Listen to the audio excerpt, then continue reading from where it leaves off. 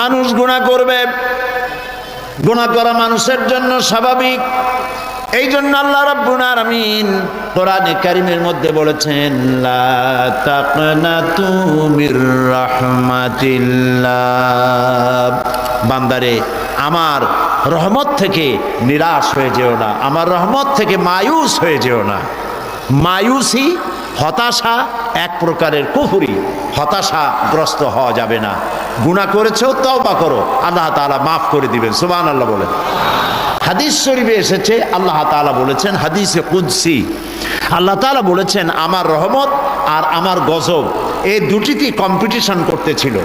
এই কম্পিটিশনে, এই প্রতিযোগিতায় আমার গজব হেরে গেছে, আমার রহমত জিতে গেছে। সুবহানাল্লাহ, সুবহানাল্লাহ।